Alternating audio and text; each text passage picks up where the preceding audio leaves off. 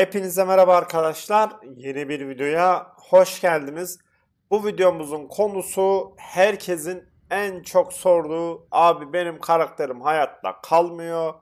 Abi benim karakterim hasar vermiyor. Ve ekstradan abi yürürken ölüyorum. Abi nefes alırken ölüyorum. Abi ne yapacağım? Bu videomuzda bunları cevaplayacağım arkadaşlar. Kısacası itemlerimiz, özelliklerimiz ve ne yapmamız gerekir sizlere onlardan bahsedeceğim. Kanalıma abone olmayı, videolarımı beğenmeyi unutmayın. Desteklerinizi bekliyorum. 3000 aboneye az kaldı. 3000 abone olalım ya. Size zahmet. Bir abone olursanız sevinirim bu arada. Hani izleyip gitmeyin ya. Bir abone olun olmaz mı? Olur bence yaparsınız. Şimdi gelelim konumuza. Arkadaşlar itemler ve özellikler. Öncelikle sezon 4'te itemler ve özelliklerimiz değişti. Herkes biliyor bunu. En büyük değişikliklerden biri itemlerimize artık hasar azaltma gelmiyor özellik olarak. Gelmediği için o yüzden yaşayamıyoruz. Ondan dolayı farklı hayatta kalma mücadelelerine geçiyoruz. Şimdi sizlere onlardan bahsedeceğim. Ekstradan hasar veremiyorum. Sizlere o konudan bahsedeceğim. Öncelikle hayatta nasıl kalmalıyız? Önce ondan bahsedeyim. Ondan sonra hasara geçeceğiz arkadaşlar. Şimdi hayatta kalamazsak hasar vermemizin bir anlamı yok. Mantıken. Şimdi ilk olarak arkadaşlar dirençler. Şimdi bizim burada %70 direnç var. Hatta benim soğuk direncim %60. Ama nasıl hayatta kaldığımı canlı yayına gelen arkadaşlar bilir. Neyse. Şimdi öncelik dirençler arkadaşlar. Bu dirençlerin 3 tanesini mücevheratlara atıyorsun. Bak ben burada %45 ateş direnci, işte %45 gölge, %45 yıldırım. 3 direnci ben buradan almışım. Tamam mı? Geri kalan bir direnci Paragon'dan aldım.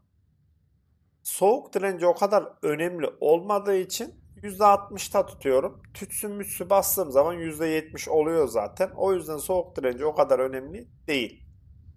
O yüzden böyle bir şey yaptım. Tamam. Şimdi dirençlerimizi bu şekilde halledebiliriz. Ya da üstümüzdeki itemleri direnç getirerek de halledebiliriz. Ama size tavsiyem üstünüzdeki itemlere direnç getirmeyin. Çünkü üstünüzdeki itemlerin gerçekten özellik olarak hasar konusunda yüksek seviyelere çıkartacağını bilin arkadaşlar. O yüzden itemlere direnç getirmemeye çalışın. Dur şurada beleş tütsü vardı be. Neyse. O yüzden itemlerinize direnç getirmeyin. Ondan dolayı Paragon'da direnç alabiliyorsanız alın bir direnç falan. Geri kalanını mücevheratlara verin. Diğer dirençte belki benimki gibi %60 yapabilirsiniz ya da full %70 de yapabilirsiniz. Size kalmış. Yani isterseniz bir pantolonunuzda da bir soğuk direnci getirirsiniz. Size kalmış bu. Tamam, dirençleri bu şekilde halledin. Hani böyle yapın. Şimdi gelelim hayatta kalmaya. Arkadaşlar şimdi benim üstümde sadece ve sadece 20 hasar azaltmam var. O 20 hasar azaltma Harley geliyor. Başka bir hasar azaltmam yok. Peki ben nasıl hayatta kalıyorum? Öncelikle şunu söyleyeyim. Zırhınız 9230 zırh olması gereklidir. Burada da yazıyor zaten. Diyor ki 100. seviye üzeri düşmanlara karşı maksimum azaltma için 9230 zırh gereklidir diyor. Siz 9230 zırh yaptıktan sonra üstüne çıkmayın. Gerek yok. O yüzden itemlerinizde de fazladan işte toplam zırh özelliğine gerek yok arkadaşlar. Ondan dolayı bu zırhın da üstüne çıkmayın. Paragon'dan alabilirsiniz veya itemlerinize artı basarak çok rahat bir şekilde yükseltebilirsiniz. Benim zırhım 8K idi. Artı basmadan şu zırha. Artı 12 yaptım. Şu an 9194. Böyle büyük bir şekilde oturdu yani. O yüzden buna da dikkat edin. Zırha vereceğiniz özelliği hasara verin. Hasarınız daha yüksek olsun. Tamam mı? Bu konuda da anlaştık. Şimdi geldik hasar azaltma olayına. Özür dilerim. Hasar azaltma olayı, tamam mı? Bir düşman size, örnek veriyorum, 100 vuruyorsa hasar azaltmanız olduğu zaman 50 vurur. Bunu nasıl kazanacağız? 1. Arkadaşlar şimdi yetenek ağacı Paragon diye bir şey var. Burada mesela bende karanlık örtü var. Burada diyor ki etrafını gölge sarar, etkin gölge başına 12.4 hasar azaltma kazanırsın diyor. 5 tane gölge var ve onu 5 ile çarpın. 50, yani %50, %60 falan hasar azaltmayı sadece şu karanlık örtüden alıyorum ben. Tamam mı? Sizin karakterlerinizde de var böyle bu tarz özellikler arkadaşlar. Onu söyleyeyim öncelikle. Ekstradan burada zamanlı hasar etkilerine karşı hasar azaltma var. Ondan sonra şöyle sıyrılma ihtimali var. Bu olaya sonra gireceğiz. Hasar azaltma var. Tamam mı?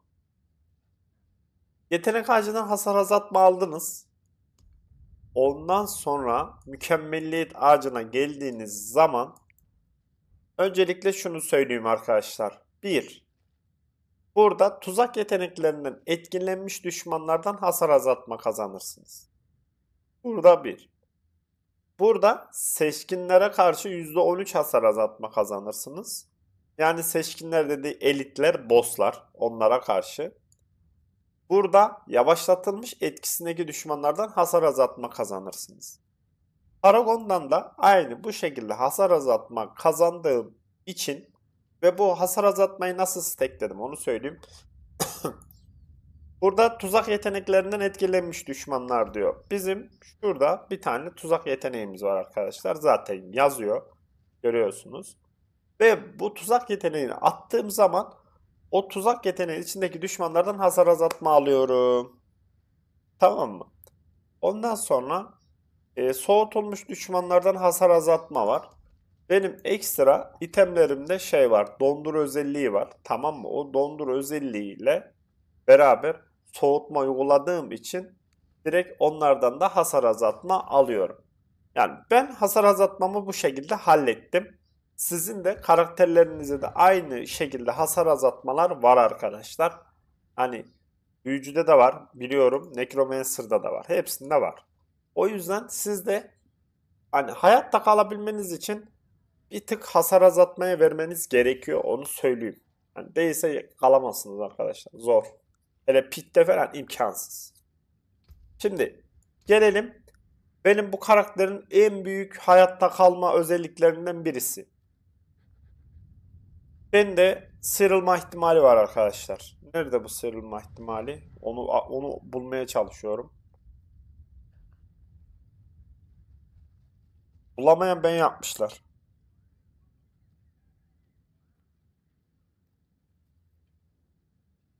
Hah, burada %45. Tamam mı? Üstünde %45 sıyrılma ihtimali var.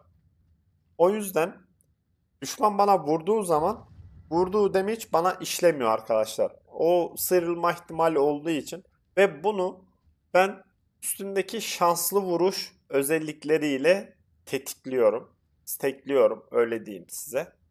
Hani o şanslı vuruşun da etkisi varla yok arasında pek emin değilim ama yine destek oluyordur diye düşünüyorum. Onu söyleyeyim sizlere. Hani sıyrılma ihtimali olduğu için de düşman bana vurduğunda bazen vuramıyor. %45 ihtimalle vuramıyor. Ondan dolayı da bu şekilde de hayatta kalabiliyorum. Hani genel olarak benim Rogue'un hayatta kalma özelliği bu şekilde hayatta kalıyor. Şimdi geldik hasara. Arkadaşlar hasar için benim yaptığım build tamamen savunmasız build'idir. Savunmasız hasar build'i. Çoğu kişi soruyor abi kritik vuruş hasarı çıksak mı daha iyi olur? Kritik vuruş hasarı daha iyi olmaz mı? Soruyor. Arkadaşlar yaptığınız build'e göre değişir her şey. Bak bunu hani parantez içinde söylüyorum. Yaptığınız build neyse ona göre attığınız özellikleri her şey değişir. Diablo 4'te hani build konusunda gerçekten çok birbirlerini stekleyen şeyler var. Mesela ben hasar azaltmaları nasıl steklediğimi gördünüz. İşte tuzak yeteneğinden, ondan sonra buradaki bir tane özellikten stekleyerek hasar azaltmamı kazandım ben. Saldırı da aynı şekilde. Şimdi bizim build'imiz savunmasız hasar build'idir. Şimdi benim build'imde örnek veriyorum, şu savunmasız hasarların yerine kritik vuruş hasarı yapsaydım şey olacaktı arkadaşlar. Şimdi ben düz temel yetenekle vuruyorum ya. Düz temel yetenekle vurduğum zaman ki verdiğim hasar ona kritik vuruş hasarı gelecekti. Ama ben temel yetenekle vurmuyorum. Bu build savunmasız hasar ve ekstradan burada, tamam mı? Burada diyor ki işte mağduriyet pasifiyle beraber desteklediğim için işte mağduriyet pasifi aktif olduğu zaman savunmasız hasar ek bonusu %20x arttırılmış hasar verir ve mevcut hasar artışı %1566x olur diyor arkadaşlar. O yüzden buradan stekliyorum ben. Anladınız mı? O yüzden benim kritik vuruş hasarı çıksam buna yine etki etmez. Veya ben bu pasifi çıkarıp şuna koysam, hatta gideyim göstereyim sizlere. Biraz uzun video olacak ama gerçekten çok önemli, değerli bir video, onu söyleyeyim sizlere. Bunu da göstereyim. Ondan sonra genel olarak bir özet geçeceğim. Ondan sonra videoyu kapatalım. Bu arada ne yapıyorsunuz? Akşam canlı yayınlara buyurun gelin, beklerim.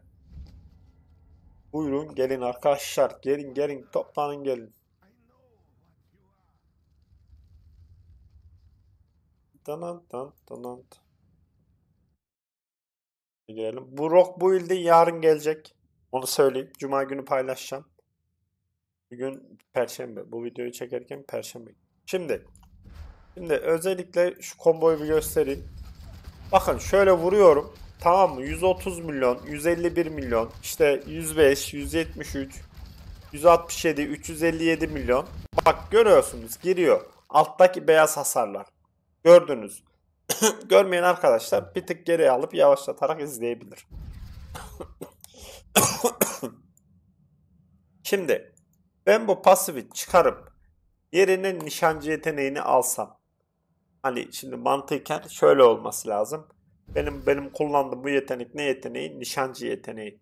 Eğer ben buna verirsem burada yazıyor ki işte nişancı yetenekleri işte ulti, çekirdek garanti olarak kritik vuruş olur. %50x, %50x arttırılmış kritik vuruş hasarı verirsin falan diyor mesela.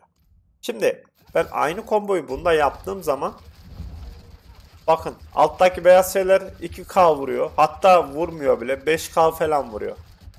Farkı gördünüz mü? O yüzden yaptığınız, yani hasar için yaptığınız şeyler gerçekten birbirini steklemesi lazım.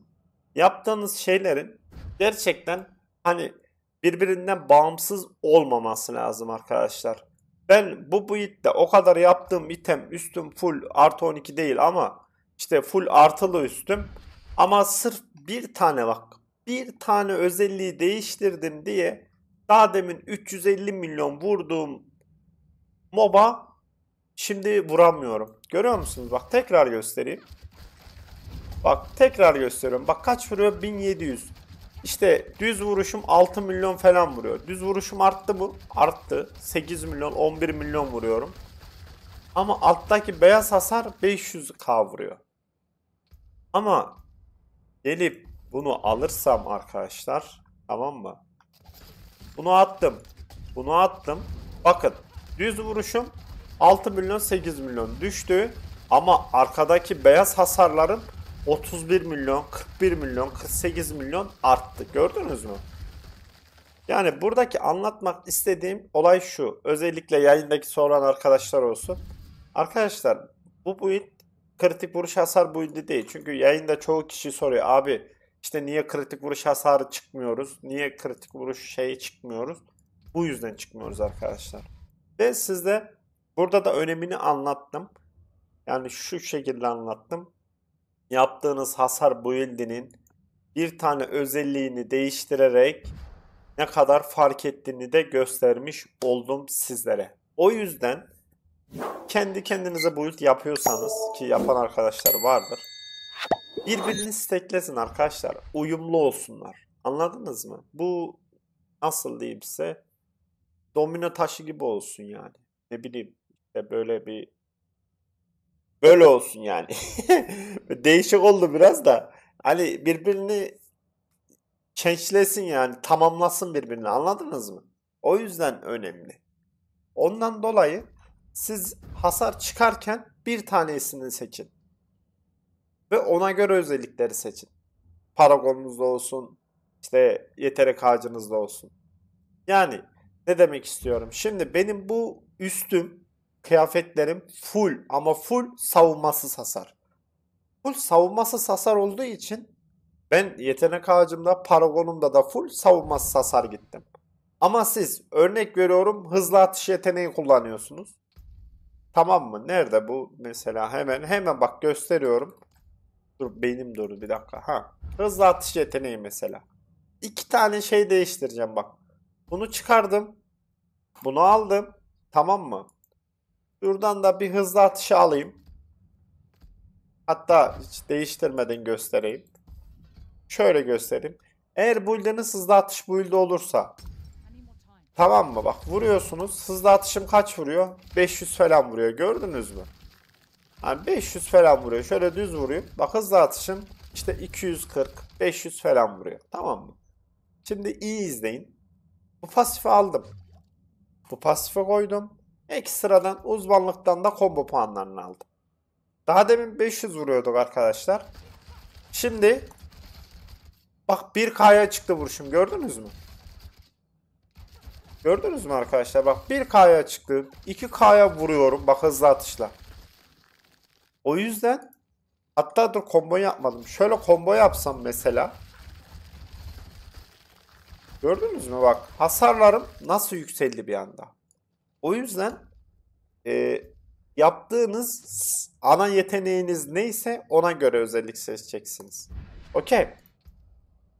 Şu anda daha iyi, detaylı, net bir şekilde anlattığımı düşünüyorum.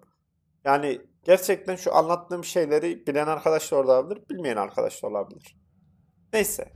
O yüzden arkadaşlar yaptığınız bu build'i abi ben biraz savunması çıkayım, biraz kritik vuruş hasarı çıkayım. Öyle yapmayın. Tek bir hasar olsun. Onu seçin. Yani örnek veriyorum. Ben şimdi bir zehir build'i yapsam.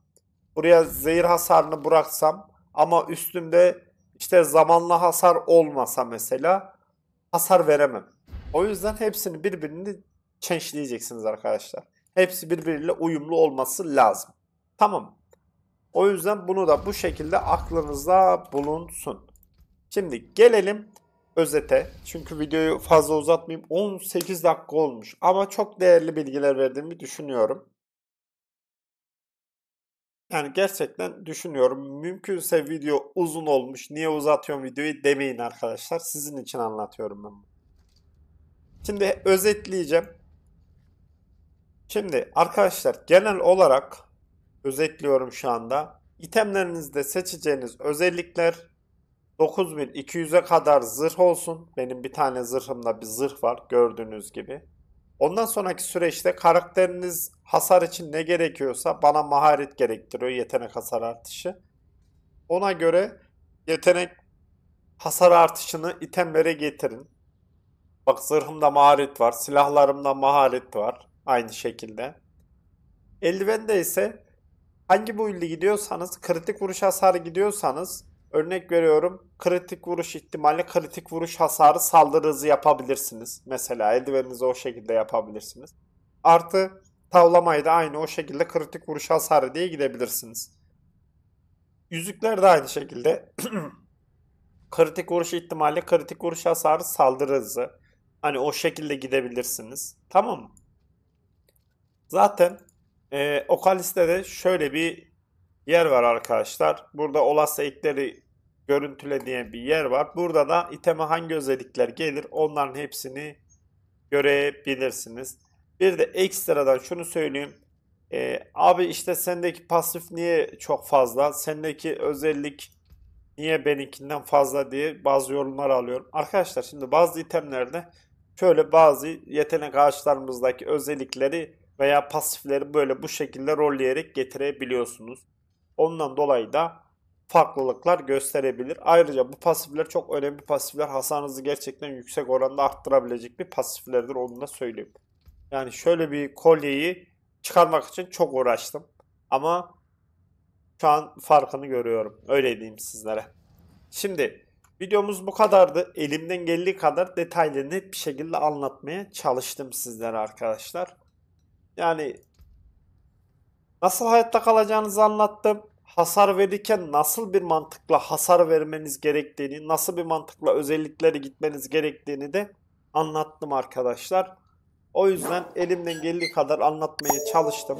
Kanalıma abone olmayı, videolarımı beğenmeyi unutmayın. Desteklerinizi bekliyorum. Kendinize çok çok çok iyi bakın. Hoşça kalın.